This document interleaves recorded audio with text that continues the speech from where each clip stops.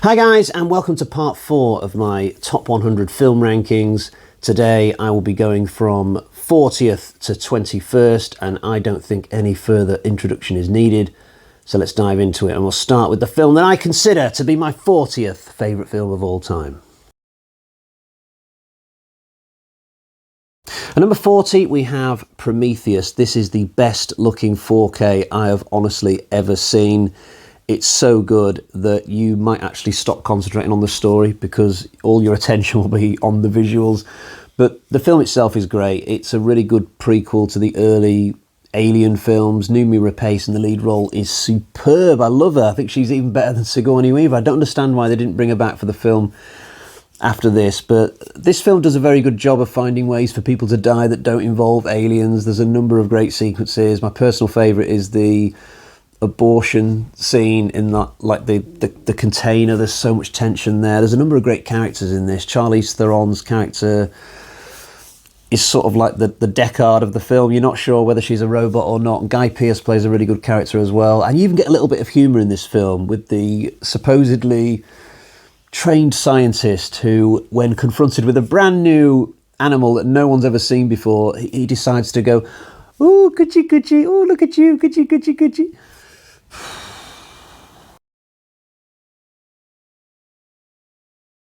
Number 39, we have The Martian. This is another one I have on 4K. It's another Ridley Scott film. He directed Prometheus, and it's another sci-fi film. We've got a very much a sci-fi themed opening to our video today, but this is a cracking tale of a guy played by Matt Damon who gets stranded on Mars because his teammates accidentally shoot off in the rocket ship without him, and NASA cannot send another mission for at least a year because it takes a lot of planning and the right conditions to fly in, etc, etc. So this guy is basically trapped on Mars for at least a year, and there's no natural water on Mars. I don't know how he does it actually. I think he has to boil his own piss or some stupid thing, and he's got to grow his own food. You know, he's got to come up with inventive ways to stay alive basically, and we are right there along with him throughout all this. It's absolutely fascinating, the little inventive stuff that he comes up with to try and make this thing work. And then in the final half an hour he's got to do this dramatic escape, which I won't go into, but I was on the edge of my seat the whole time, wondering if he would make it or whether he would die and it would be a case of so near, so far. You know, I thought they might go for a tragic ending.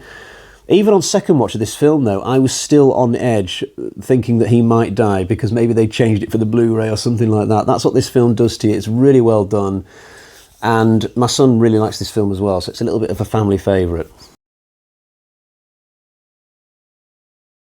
Number 38, we have Gladiator. It's another Ridley Scott film. This is not deliberate on my part. It's either a weird coincidence or maybe I had Ridley Scott on the brain when I was doing this particular part of the ranking, you know, when I was writing them down. But this is an amazing film. I saw it at the cinema in the year 2000.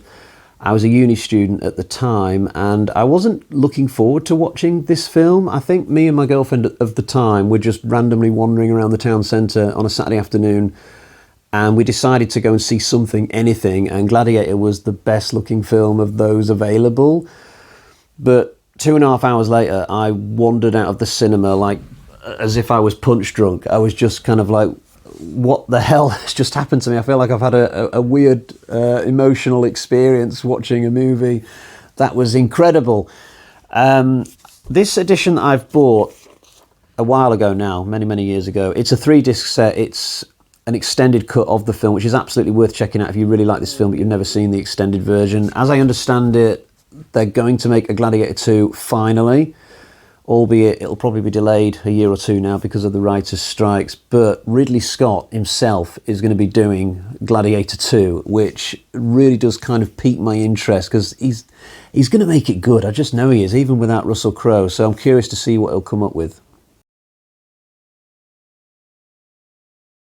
Number 37, we have Moon. This is another sci-fi film. It was not, however, directed by Ridley Scott, although it does have one or two similarities with The Martian, because what we've got in this film is one guy living on the moon. This is in the future when human beings have started mining on the moon. And I can't remember what exactly they're mining for in this, but the whole operation is being operated by just one guy. Budget cuts, maybe. But this guy finds a clone of himself under the moon's surface, which starts to make him question his own existence and what the hell he's doing there, and whether this mining operation is a front for something else. Within about half an hour of this film starting, you will start coming up with all these theories of your own as to what the hell is going on in this, but I won't spoil it for you. It's a really good story. Brilliant acting by Sam Rockwell in the lead, because he's mostly acting by himself throughout this. He's got like an AI computer thing that talks to him, but it's a one-man film essentially, but it's so good. It gets surprisingly emotional towards the end, and I just think it's an absolutely stellar and mostly unknown sci-fi space film. At number 36, we have The Blair Witch Project. Finally, a horror film today. It is a divisive one. There are people out there who hate this film and what it led to. There are people who would be appalled by the fact that I've put it in my top 100 today, actually. But there are also people who I'm sure would look at the screen right now and be like, Blair Witch Project, my man.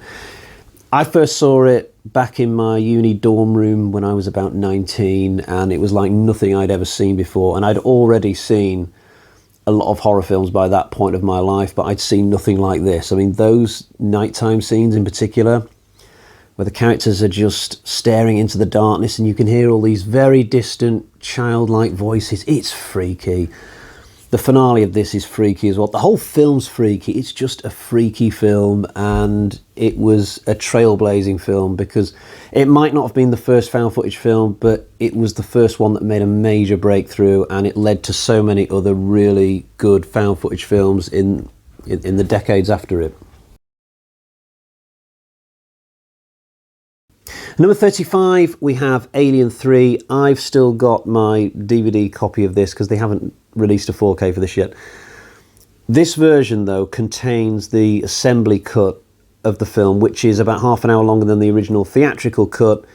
And let me tell you, I have never seen a film with an extended cut that has changed my opinion of that film as much as Alien 3's did. Like, I used to watch this film back in the 90s when it was on TV. I think I got a friend of mine actually to tape a version of Alien 3 off Sky for me just so I could watch it with the violence left in. But anyway, I used to watch this film in the 90s and it was very mediocre. Nowhere near as good as Aliens. But this new version that they brought out in the noughties just completely changed my opinion of it, to the point where I think it's actually a really wonderful film now. It's still not quite as good as the first two, but it's up there. It's quite close, actually. I love the prison setting. I really like the characters in this, even though they're all rapists and murderers for the most part. I don't get why they didn't just put this out in its full form to begin with. Even with the scenes put back in, it's only 138 minutes. That's not even that long compared to some of the really long films you get nowadays with Marvel and Mission Impossible and stuff. But back in '92, they were seemingly bricking it at the thought of putting out a movie that was 138 minutes long. This, for me, is Sigourney Weaver's best performance as Ripley. And another thing that makes me like this movie even more now is, well, it's always been the case, but I had the Alien 3 Master System game, and it's definitely true that if you play a video game of a film, you will then like the film just a little bit more. At number 34, we have Terminator. I don't actually own a copy of this on DVD or Blu-ray, which is just weird because I own 2, 3, 4, 5 and 6. I did have a copy of number 1 on DVD, but it seems to have gone missing. I can't find it, but I need to rectify that because it's completely unacceptable that I own a copy of Terminator Genesis, but I don't have a copy of the original film. But I don't need to talk at length about Terminator or give you a plot synopsis. I mean, it's frigging Terminator. This was a very special movie for me when I was a child. I saw it when I was about 5 and it blew away my little child mind. I went to my primary school or maybe junior school and asked the other kids if they'd ever seen it, and none of them had. which just made it feel a little bit extra special, the fact that I was the only kid in the class who'd seen it, although I probably would have preferred it if other kids had seen it so I could have talked to them about it. But it's a film that we just kept going back to as a family during the 80s. Like, we'd rent Terminator, rent a bunch of other films, then rent Terminator, then rent a bunch of other films, and then go back to Terminator again. Number 33, we have Goldfinger. In one of my previous videos for this ranking, I got my James Bond Blu-ray set out when I was talking about From Russia with Love. I'm not going to get that out again today. In all honesty, it's hard to speak about a film like Goldfinger when you've only got a hot minute. I mean, what left is there to say about this film? It is one of the quintessentially cool Bond films of the 60s. Sean Connery at his absolute peak. Great music. The music in this film sounds so very 60s, even compared to the other James Bond films. Some of the most gorgeous women to ever be in a Bond film are in this one. Two legendary Bond villains in the same movie. It's just a fantastic James Bond film all round, actually. I put this on for a very small group of friends at uni, none of whom were James Bond fans, really. And they just sat quietly throughout the whole thing, and by the end all agreed pretty much that it was a super cool film. I mean, most of them had never seen a film this old before, probably, but yeah, all really liked it. If I'd have put this number one, I don't think anybody would really have bat an eyelid. Number 32, we have the Texas Chainsaw Massacre, a very mediocre franchise on the whole. In fact, there are other horror franchises I like better than Texas Chainsaw that don't have as good a film in their franchise as this one. To phrase that another way, there are franchises I like better than Texas Chainsaw that don't have a film in this top 100. But Texas Chainsaw has one, and very high as well, at number 32. It just so happens that this is a series where all the good stuff seemingly is in the first movie, or most of it anyway. A very simple film. It's about a minibus full of kids who are travelling across Texas, and they end up stumbling into the property of a bunch of freaks and weirdos. Among their number is Leatherface, one of the all-time great horror villains, as he's become.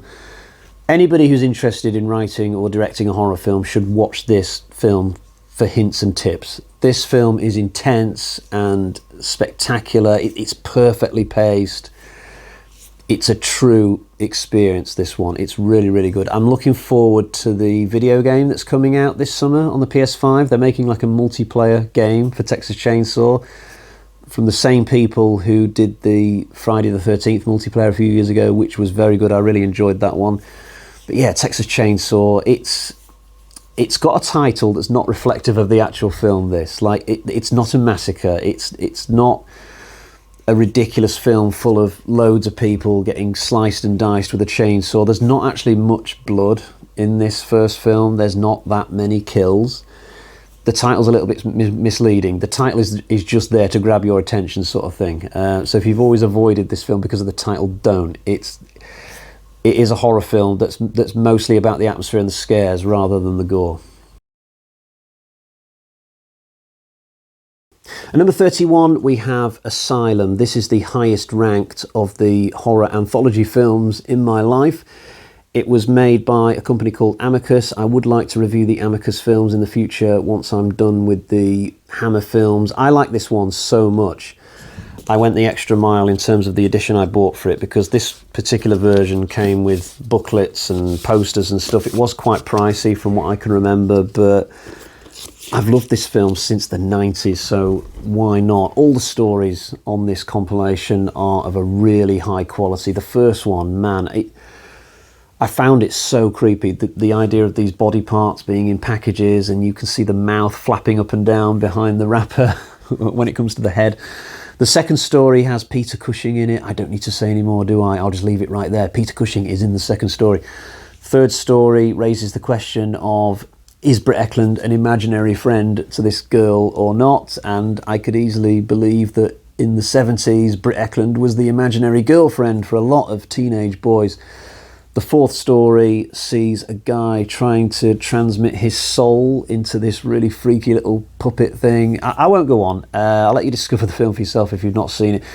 Another thing worth saying though is that this film has the best wraparound story of any I've ever seen in a horror anthology, and it just demonstrates just how much better you can make a film like this with a good wraparound, honestly.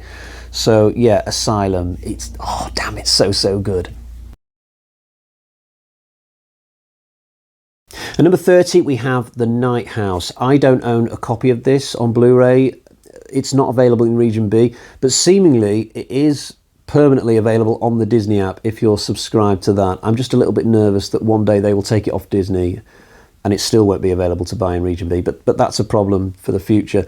This film is about grief. It's about how a woman deals with the death of her husband as she leads this suddenly very lonely life in a boathouse next to the Chesapeake Bay, I think it is. The film doesn't sound that good, I will admit, but believe me, it's awesome. And it's a very unique story in that it has 3 different ways you can interpret what you've just watched. I keep going back to this film and spotting new things about it. It's super cool. The toughest thing about it is simply persuading people to watch it, but use the evidence in front of your eyes. It's come 30th in my ranking. If you haven't figured it out by now, you should be taking notes when you're watching this.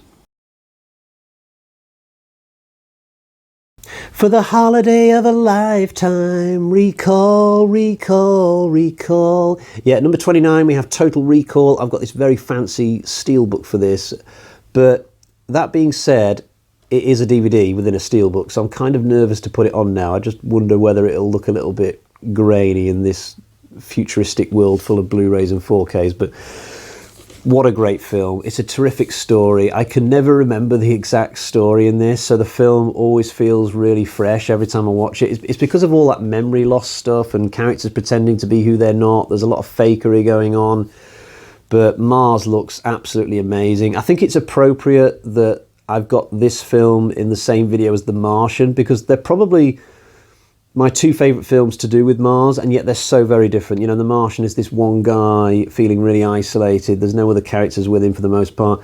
And then you've got Total Recall, which has just got lots of characters, this big populated cyberpunk type world, and there's villains running around trying to get Arnie, and gunshots and explosions all over the place. And I swear, nobody does gunshot damage quite like Paul Verhoeven. He's the same guy who did RoboCop, but this is such a good film, honestly. Open your mind, Quaid. Open your mind. At number 28, we have Dawn of the Dead, another masterpiece horror film from way back when. This film blew me away so much when I first watched it in the 90s. I actually wrote a song about it. Now that is a really random thing for me to do because I'm not very musically inclined. Like, I don't really like music. I don't buy music. I'm not into bands or anything like that. I've never been to a music gig in my life. So the memory that I have of writing a song based on Dawn of the Dead is really weird for me. But I did have lots and lots of free time back then. As a teenager, you just have so much free time to do things like that, random things. You know, it's like a vacuum of free time that you have when you're young. And then you get into your 30s and 40s and it's like, where's the free time gone? I've got kids and a job and I hardly have any time. But getting back to Dawn of the Dead, it's the one in the shopping mall, if you can't remember. George Romero did 6 zombie films of this type, but this is easily the best of the 6 for me. Some people think that the remake of Dawn of the Dead is better than the first one. No, not for me at all. I mean, I like Zack Snyder, don't get me wrong. I really liked his Army of the Dead, but his Dawn of the Dead was nothing more than average for me, and to say that it's better than the first Dawn of the Dead from '78, absolutely no way, Pedro. At number 27, we have Suspiria. This is the highest ranked Dario Argento film in this list. We had the remake of this, didn't we, back in the 60s, 70s of this ranking? I can't remember. So I've got both Suspiria films in my top 100 of all time. This is a very colourful horror film, and yet it's got oodles of atmosphere as well. It's had a lot of world building done for it, this film, I think, and yet we only really scratched the surface of the world that's been written here. So if you don't know, this is about a girl who goes to a ballet school in Germany or somewhere, but it turns out that the school is being run by a coven of witches, and I won't take it any further than that, but it's a really good original horror film. It's beautifully made, very arty. It's just an absolute classic for me, and it's got an amazing soundtrack as well. This film has got one of those really great, memorable theme tunes like The Exorcist, like Halloween, that you'll just never forget. At number 26, we have the original Scream, and suffice to say, it is the only Scream film in this ranking. I own it as part of this triple film box set, so it has Scream 1, 2 and 3 on it. And it's not the case that they've just shoved these films on here and that's it either. There's a commentary track for each one of the 3 films, plus it really saves on shelf space having 3 films in the one Blu-ray case. As for the film itself, it's absolutely legendary. I bought this on VHS before even Scream 2 had come out, and I just loved it. I felt like this film was speaking to me. Honestly, I'd developed a love for slasher films before Scream came along, so I was absolutely the intended audience for this. I wish I still had a copy of that VHS edition of Scream, actually, just to hold up. But this is another thing about being a teenager. You don't really appreciate at the time what the stuff you own might be worth in the future. I don't even mean in like a monetary sense. It just would have been really cool to have that Scream VHS today, but obviously at some point when I've been moving house or something, I've just literally thought, oh, I don't watch VHSs anymore, just chucked it in the bin or whatever, you know, and doubtless my kids will do the same with their stuff that they own in this era. It's just one of those weird things. But the actual movie of Scream, I don't really need to talk about it that much. It's a film that's like Terminator in that sense, you know. It's Scream, you know. I could do a review of this one day and just start the video, come on, and go, it's Scream, 5 out of 5, and that would be the end of the video. Probably people wouldn't be amused by that, but it would sum up my feelings of it. At number 25, we have Gravity. This is a film that I only watched quite recently, maybe a year ago, 18 months ago, something like that. It's about a couple of astronauts who get trapped in space. Some debris hits their little spaceship thing, and so they're just floating around, and they're in big, big trouble. Their air's running out. The batteries on their propulsion suits are not going to last much longer, and they've got to come up with ingenious ways to get from A to B to C, and so on. Really good performances from Sandra Bullock and George Clooney, and the film just looks phenomenal. Like, it actually looks like Clooney and Bullock are in space with the Earth in the background. I'm sure they actually weren't in space. Were they? No, of course they weren't. But it's a really great film, very simple film. It doesn't have many people in it, obviously, but it's well acted, it looks great, and it's highly recommended. Number 24, we have Terminator 2. I'm a little bit surprised that I've put this one above Total Recall, because historically I've always considered Total Recall to be my favourite Arnie film. There might be a little bit of recency bias in this, because I went through the Terminator films with my son recently. We really bonded over them, and Terminator 2 was probably his favourite. He thought it was absolutely awesome, but I could easily see this situation flip-flopping in the future, and Total Recall once again becoming my number one Arnie film. It's one of those things that can change over time, sort of thing. But T2 is just one of the best sequels ever made. I can remember renting it when it first came out on VHS. Me, my mum and my stepdad all rented it pretty much first week it was available in the UK. And that night that we watched it, I think it was a Sunday night, I can vividly remember just getting off the couch in a daze when it was time to go to bed. Like, I walked up the stairs, and all the way up the stairs I was just thinking, okay, I just want to lie in bed and think about all the great things I've just witnessed in this film, and whether I actually did that before falling asleep, I don't know, but I just remember that trip up the stairs after watching Terminator 2. It's a weird thing, but it's such a great film. There's no one reason why Terminator 2 is a masterpiece action film. It's just great from start to finish. There's so many things in the melting pot here. It's just an unbelievably good sequel.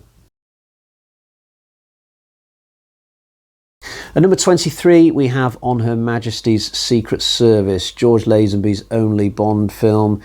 It's been fascinating to me as I've grown up just how my opinions of certain Bond films have changed as I've got older, because I've been watching these and watching them regularly since the middle of the 80s. But like I said with From Russia with Love in a previous video, On Her Majesty's Secret Service is one that I didn't really like that much to begin with when I was very, very young. But as I've gotten older, I've started to see the film in a new way. I can appreciate things about it that I just would never be able to at the age of 8, 10, whatever.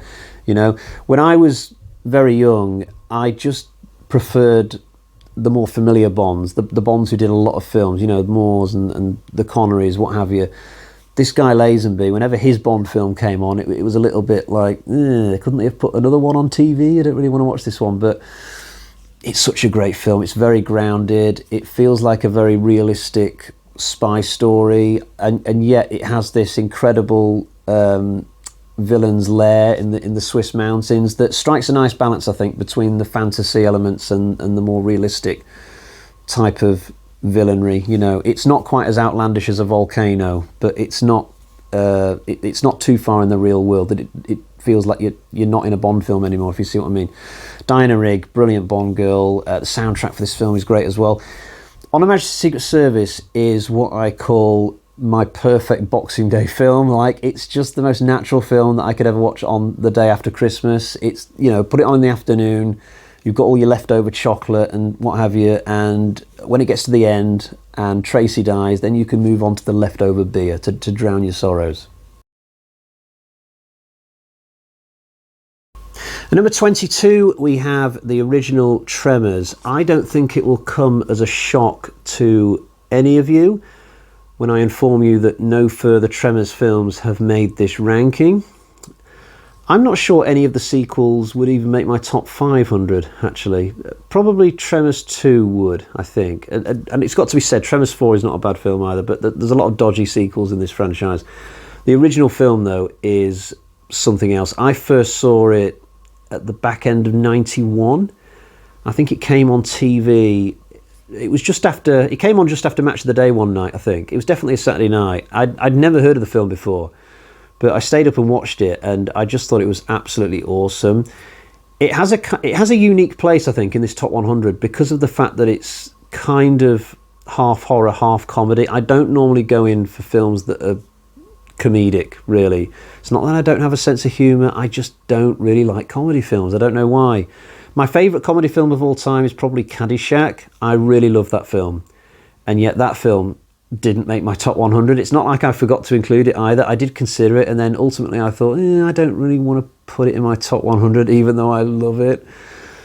But Tremors, despite being half a comedy film, has made it this high, you know. But Fred Ward and Kevin Bacon just have the most unbelievable chemistry in this film. They make the most innocuous lines really funny somehow. And the horror part of this is great as well, and really original. These giant worms under the ground in Nevada. They sort of look like giant Cornish pasties at times, but this film really does bring the horror as well as the humour. The overall package is just absolutely fantastic. And this 4K really improves the film. I thought it would, you know, all those desert landscapes and what have you. Absolutely terrific, this edition. Finally today, at number 21, we have The Thing, John Carpenter's The Thing. My first experience of this was kind of weird. So it was back in the 90s, and I was watching football, and the commercials came on. And what I used to do is, whenever commercials came on, I would flick through the other channels to keep myself entertained. These days, I'd probably just go on my phone instead. But back then, I'd channel hop for a couple of minutes. And when I did so on this occasion, I came across The Thing. And it was about halfway through. It was at the scene where the spider head starts walking around the desk. And Palmer says, "You gotta be fucking kidding me." And I instantly was like, this movie looks amazing. What the hell is this? The spider head, the dialogue. I didn't end up watching the rest of the film that night because I was too invested in the football. I switched back over to the football and finished it off. But certainly the next time The Thing came on TV, I was ready and waiting, and I've been a lifelong fan of the film ever since. I think one of the things I love about The Thing is that so much of the story is left ambiguous. You have to sort of guess for yourself what happens to certain characters off screen. You know, different characters may or may not have got themselves infected at certain time periods of the story, and we don't know for sure. Carpenter left a lot of this film for you to decide, basically, and I think that's one of the reasons why the prequel doesn't work as well. People focus on the CGI element of the prequel, but for me, I just don't think there were enough mysteries in the story like there are with the Carpenter one. But anyway, but yeah, The Thing is an absolute masterpiece. But that is all for today. I'll be back very, very soon to finish this thing off. We are going to be going into my top 20 next time. And I can guarantee there are at least 2 films off the top of my head in my top 20 that people are just going to go, dude, what are you smoking? Seriously, in your top 20? But that's for another time. I will ride out that embarrassment another time. For now, I will say thank you for joining me, and until next time, cheerio.